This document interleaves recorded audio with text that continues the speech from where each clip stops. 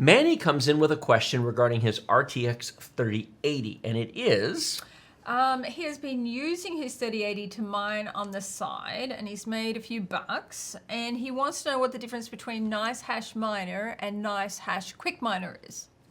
Hello and welcome to Byte Size Tech. I'm your host Rogue, and today a word from our sponsor Cryptocom, home of the Visa card that pays up to 8% in rewards and the app that pays you up to 14% annually on your crypto stake.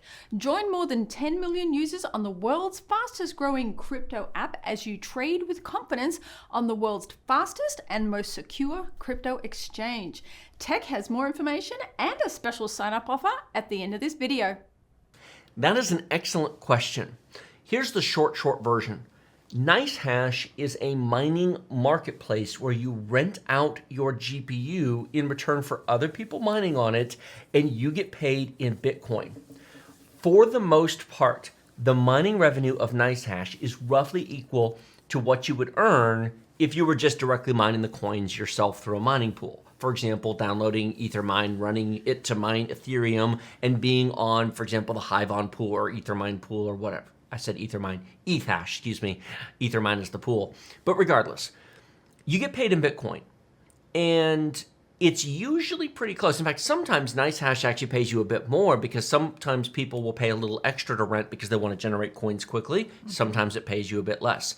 It's pretty close, and for the average person with one graphics card casually mining just to offset the cost, I think that Nicehash makes the most sense for most people. If you have a video card with less than 6 gigabytes of VRAM or an AMD card, you have to use the main Nicehash program. Nicehash Quickminer does not work. Let's get that clear right up front. Or to put it another way, 10 series, 20 series, and 30 series cards from NVIDIA with 6 gigabytes of VRAM or more work on Quickminer. Everything else, including all AMD cards, must be on the main Nicehash program. With the main Nicehash program, you gain the benefit that Nicehash will mine a wide variety of coins: Ravencoin, Litecoin, Ethereum, and others. True. And it benchmarks each one to see how they run on your computer, and then it will profitability switch. Whatever makes the most amount of money, it will do that. It'll do it. It'll switch coins. It doesn't matter to you because you always get paid in Bitcoin, so who cares what it's mining, because that's not your problem. The problem with the main Nicehash program, it does not adjust the clock speeds of your video card automatically. No. You have to use something like MSI Afterburner for that. And here's where it gets tricky. The settings... Let's take his RTX 3080, for example. An RTX 3080 on Ethereum might want to have a minus 300 on the core clock and a plus 300 or plus 500 on the VRAM clock to get the best efficiency, to lower the power consumption and to increase the mining rate. You don't necessarily want to mine with cards at their stock settings. Quickminer will do this for you automatically, and it optimizes it, and it's very efficient. It works very, very well. But the main program won't.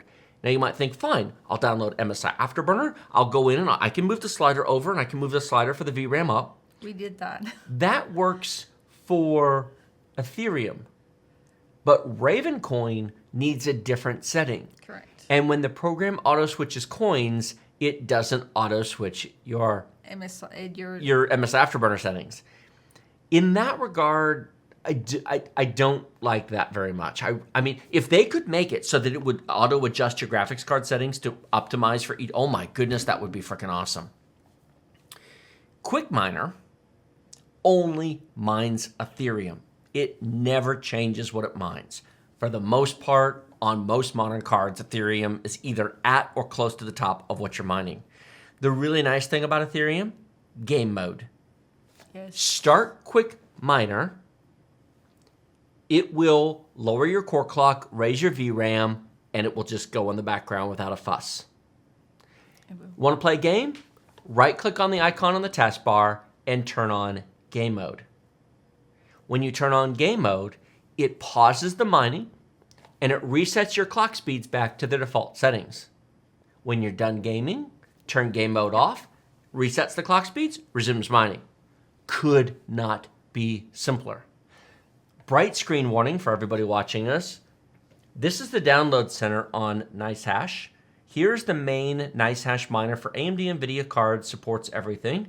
Nicehash Quickminer supports NVIDIA graphics cards. It's much quicker to get started because it does not require benchmarking. It doesn't have anything to change. It's very, very simple and straightforward.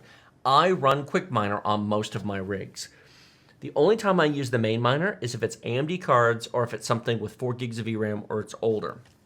And since we've gone through this entire conversation, I would be remiss if I didn't turn this on my laptop and just show you what it looks like, because it really is quite simple. And I'm going to let it scroll up so the initial keys and stuff go off. But Nicehash Quickminer really couldn't be any easier to use. As it's thinking about it. It's thinking about it. It is thinking about it. There we go. So this is what the excavator miner looks like, and it just basically shows that it's going through here. Now keep in mind this is on a laptop, and so the power efficiency is pretty poor here. On desktops, it'll adjust it, but it can't get the power settings, so it can't make an adjustment. This is a GTX 1060. No, not a 2060, not a 3060. This is a 1066 gig card that's currently doing just under 20 megahashes per second. It's currently consuming 86 watts to do so, and that right there is actually a terrible efficiency. Usually you can get up in the 400 plus range with optimized settings on cards.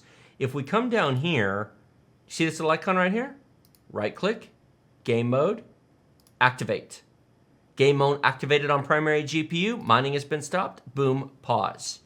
Are we ready to go and mine again? We want to turn that off, deactivate, boom, mining again. It's that simple.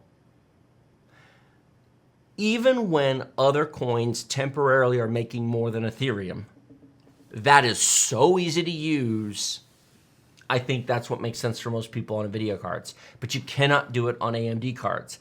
And on AMD cards, especially like an RTX, RX 6800 XT, for example, your power consumption and heat, if you mine at stock settings, are awful. You remember the Threadripper upstairs? That is a 6800 XT. You remember the heat coming out of that? Ooh, yes. That was running at stock settings. Now, if I go into, you don't have to use Afterburner with that because AMD provides actually really good optimization tools. You can go right into the Radeon software.